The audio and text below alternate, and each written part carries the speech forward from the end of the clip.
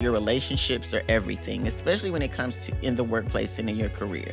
That doesn't mean you're best friends with everybody that you work with, but how do you really kind of leverage all of these relationships that you have in order to propel your career forward while you're also helping and assisting others? Hey, I'm Nika Smith, and welcome back to the Great Big Life TV, where we talk about all things midlife transition and career reinvention. Today, we're going to talk about how to change careers without starting over. That sounds like a daunting task and sounds like it is impossible, but trust me, it is actually possible. A lot of us now are in a place in our lives where we've done the things, we have been in a role for a while or in a career for a while, and it's either stale, stagnant, or just not really doing it for you anymore. And even though you may want to change or want to shift, there's a little bit of fear of I'm too old to be doing this, right? I'm too old to be trying to change careers, or I got too much experience, too much background, I got too much invested. I can't do that. But at the same time, you're dissatisfied, right? You are not living your fullness, your wholeness, your truth, your authenticity of where you are right now. And so today, I want to give you a strategy, give you some tips to get you started on that path of not starting all the way from scratch, but using what you have. I'm a big proponent of using what you have, the skills, the knowledge, the background, the experience, using what you already have and being able to translate that into another role. And so we're going to talk about that today. So grab a pen, a piece of paper, right? Don't just take notes on your laptop. I want you to actually put pen to paper, and we're going to start it. So let's go. All right, first things first, your skills are your superpowers. Your skills do not have expiration dates. They have evolution date, right? So let me give you this framework that I use with my clients called the skills translation method, all right? Write these down. First, you want to inventory your invisible asset, right? Number one are your technical skills: accounting, teaching, training, coaching, counseling, engineering, whatever it is, inventory those skills. Number two, your soft skills, your leadership skills, conflict management, change management, communication skills, leadership. Those are your soft skills. Number three, inventory your industry knowledge. What do you know about the industry that you're in? And you should know quite a bit. For me, I've been in the mental health industry for over 20 years. I know it from working in community agencies, working for the state government, working in technology, mental health tech. And so I know a lot about this industry, right? So those are my industry skills. What are yours? Inventory your network. One of the things I always say, and I believe in wholeheartedly, is that your relationships are everything, especially when it comes to in the workplace and in your career.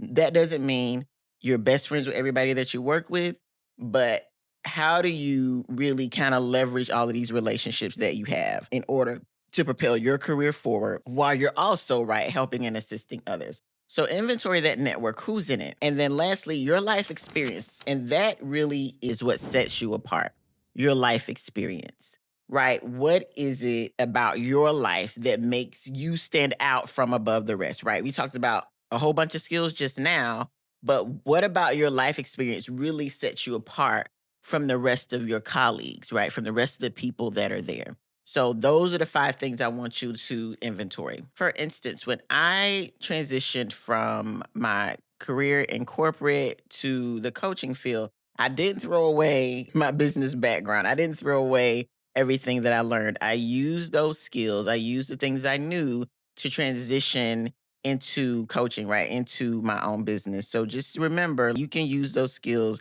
anywhere you go.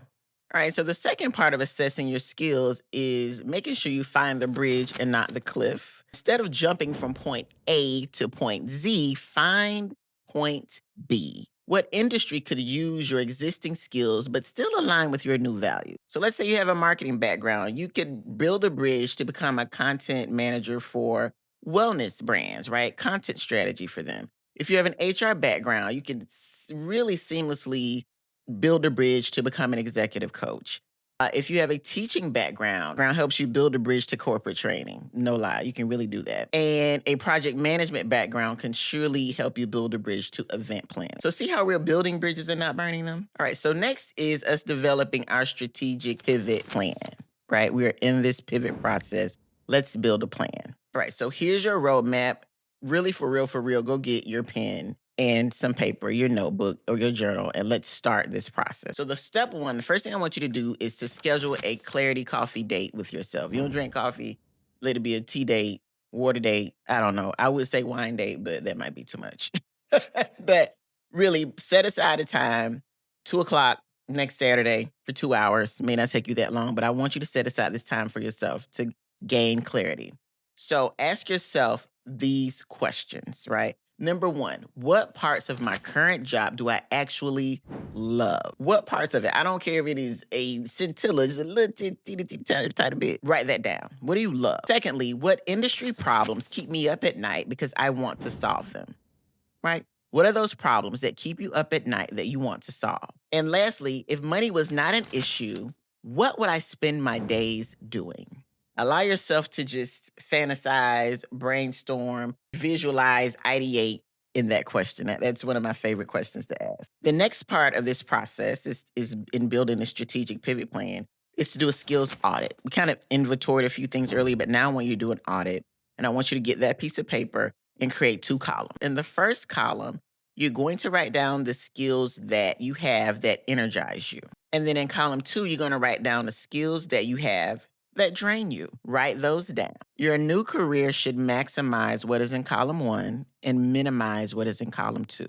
So step 3 in this strategic pivot process is to take a test drive, right? You've gotten some clarity. So now we're going to take a test drive. And before we make any big moves, right, we're going to learn more about this field. The thing I think is important is volunteering in these organizations or sometimes small businesses. Everything doesn't have to be a nonprofit. Some small businesses may need some assistance. You may have a friend or a colleague that's starting a business and they need some assistance. One of my close friends, she does that too. Works full time, but she is volunteering and helping out other people in their businesses. So she builds skills, credibility in what she's doing. The next thing is to network in that field of interest, right? Network with people in that target field. Set up those informational interviews. Informational interviews are gold. Meet with people. You don't have to call it an informational interview. It's just a coffee date, a coffee chat, a chit chat. I just want to learn more about what you do. Don't take all day asking people 100 million questions, okay? Set up a coffee date, 20, 30 minutes. If it goes longer than that, great. If it doesn't, that's fine too. But enough to just kind of learn a little bit more about the field and how they got into it. And then lastly, consider consulting using your current expertise while building your new skills. I think that's really important to do, again, because you get to see if there's a need for what you have and if you can really do what you say you could do, right? You get to test yourself. For instance, when I was considering a training organization, a training business, and I specialized in corporate training, right? I wanted to, right? That's what I wanted to do. What I did was I essentially offered my trainings for free for previous employers, small businesses, just anybody who would let me come speak just to see if my content made sense, if the training was helpful, if this was something that people really needed, right? So I was able to do that. And I did that, I gained credibility. It wasn't just I was starting out asking people to pay me for something that I had never done before. So that's something you can do as well. And again, this isn't necessarily about starting a business, right? It could be that you could say, hey, I might not have been a trainer in my current organization, but I've done it externally at other, places. And so you have that skill, right? You actually have that. You're not pretending you do. You actually have that ability. So step 4 is the strategic transition. This isn't about quitting tomorrow, all right? But what this is about is building new skills while you're using your current one, creating multiple streams of income, if that's what you want to do, positioning yourself as an expert in your bridge area. I think that's the key for this not starting over piece, and making the move when you're ready, not when you are desperate. So I know right now you might be saying in your head, look, what if I do all of this and I fail? What if I do this and try out this thing out and it doesn't work? What if I've wasted my time? The only waste that you will have in terms of wasting your time is wasting your experience, your abilities, and your accomplishments because you're afraid. That's the way, right? And because you are not quitting everything and starting over, you're just using what you have and starting from where you are, it's not as risky. But it does take some courage. It does take that. You're going to need that to really excel or propel yourself into the next version of you. And I also want to remind you is that your experience is an advantage. Again, you're not starting from scratch. There are people that are 25 years old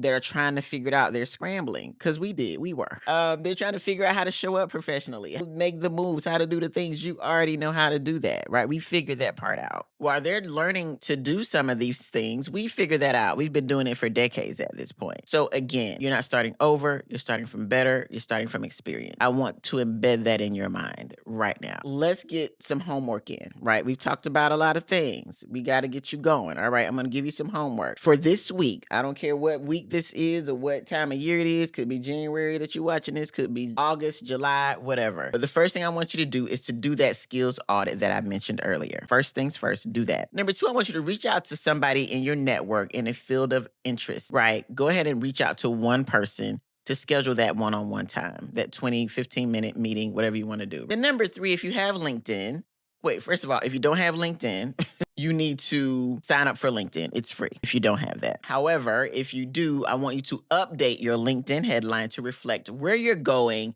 not just where you've been. So we're not finished. We're not going anywhere yet. We have some more homework this month. So we did this for the week. So what are we doing this month? You want to take a course or attend a workshop in the area of interest, right? What is that thing you're interested in? Take a course or a workshop, or you can go on YouTube, watch a video, right? I would a video that's an hour long, something that's substantial, but that you can learn something about this field from. And then number three, I want you to join a professional group in that field of interest, right? Are you into training? You want to do engineering? You into AI? Join a professional group if you possibly can, right? If it is something you can't afford, or at least attend a meeting if you don't join. Attend a meeting. You could do that for a couple of maybe $20 generally. You can go to a meeting and meet people and network as well. So remember, every expert was a beginner, but they did not have your experience, your wisdom, your skills, or your talent. So if this resonated with you, give me a thumbs up and share it with a woman in midlife that would benefit from this content. Also, remember to download my career dissatisfaction assessment. Check that out. I think that'll help you also gain some clarity as well. And I would love for you to drop a comment to let me know what field you're considering transitioning or pivoting to. What have you been thinking about? I'd love to know. I always like to respond to my comments, so let me know.